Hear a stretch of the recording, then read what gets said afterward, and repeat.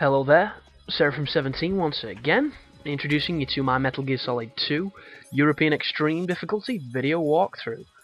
This is the PSG-1 sniper section with Emma, and this is my most hated part of this game.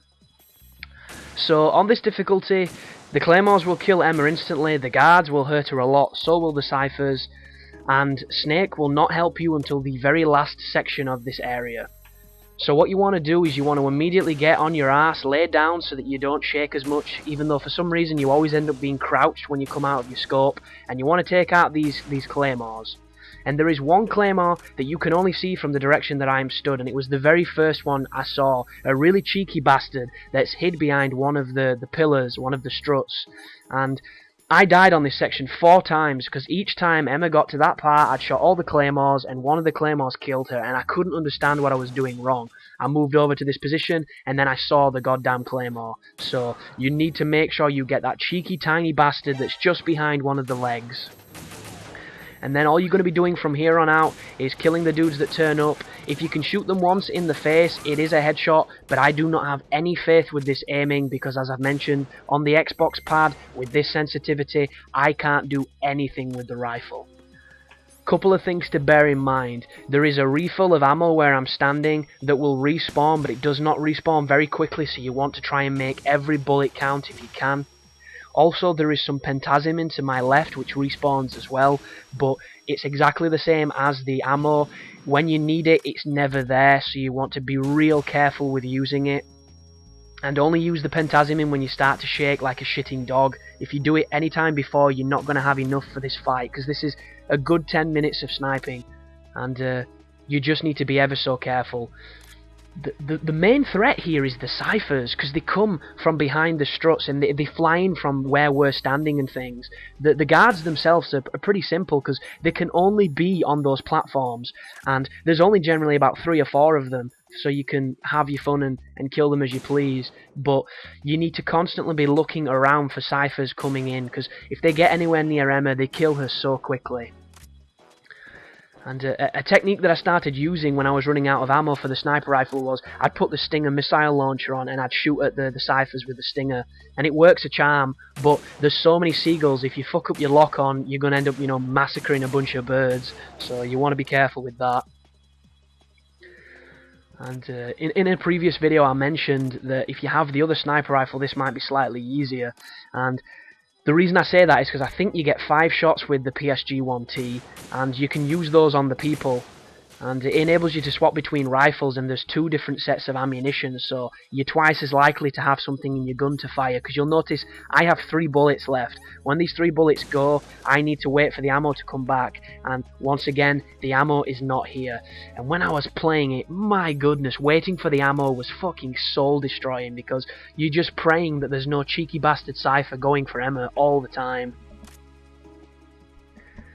And speaking of, I think that was one just then. Yeah, you can see it over there, but there's nothing I can do. I've got no gun to shoot them. And if she gets... Oh, sorry, I've got 2 bullets, I tell a lie. But still, 2 bullets on a game where getting a headshot can be extremely difficult to do. It's just... Oh, somebody's seen her. So she's alerted the alarm on the other strut. Luckily enough, I've got a bullet for this guy, but it needs to be a headshot. And, like I say... Ooh, that was super lucky. But I was lined up, so it was quite easy to do. It's so weird. And then I try and shoot people with the pistol to try and do something while the ammo comes back, but it doesn't reach. So the ammo comes back, it saves my ass. Emma's getting shot, I can hear it, so I need to be quick. And so do you when you're playing, unless it's on like super easy, and then you'll not have too much of an issue, because Snake will shoot fucking everything before you've even aimed. But soon as the alarm stops, that means you've killed the people on the strut, and all you have to generally worry about is there's generally one guy that patrols the top of it while she walks around the bottom of it, and he'll see her as she gets off the main leg of the strut.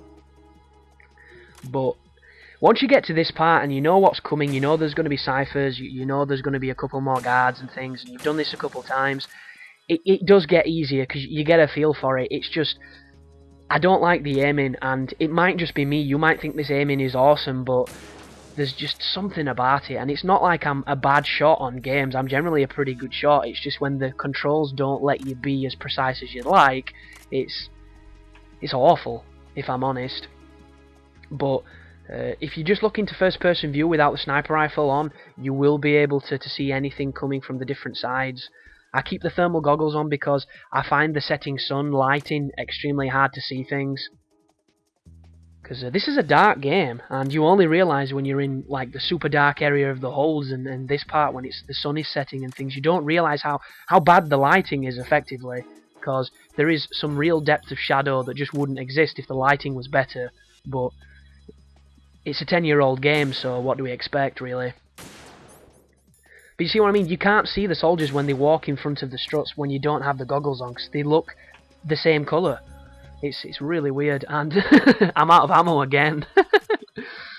So this is the parts when I'm panicking and wishing that I was a better shot and using all my other guns, and luckily enough the ammo does come back, so I can have a nice collective sigh of relief, and I can get on shooting this guy before he sees Emma, and I get a nice quick headshot.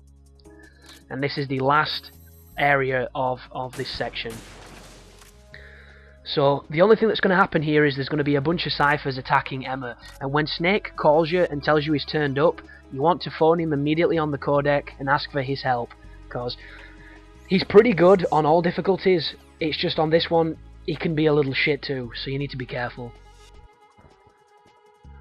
But he can be a lifesaver for the ciphers, because wherever you aim your sniper rifle, Snake will shoot, and because he's a computer, he's a lot faster than you are, unless you're gifted.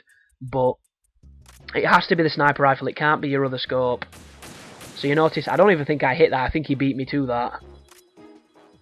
But this is the area I got to every time, and then a Claymore would kill her, because there was just one cheeky Claymore, and you need to get it before she walks on this last section, because all she has to walk up to is where the sun is. Do you see the sun there? As soon as she passes past that, it'll go to a cutscene, and then it's the Vamp fight, where we take on Vamp once again, which is very easy. But this bit, goodness me, if you're really bad with the rifle like I am, then you're gonna get tested, because God, it controls like shit, especially when you shake. There's no need for the shake. In a game so ridiculous, Hideo Kojima's got a really weird, warped perspective when it comes to realism. And I like it because it's what makes Metal Gear, but God, is it a nuisance on this one. But thanks for watching, guys. I hope it helped, and you take care now.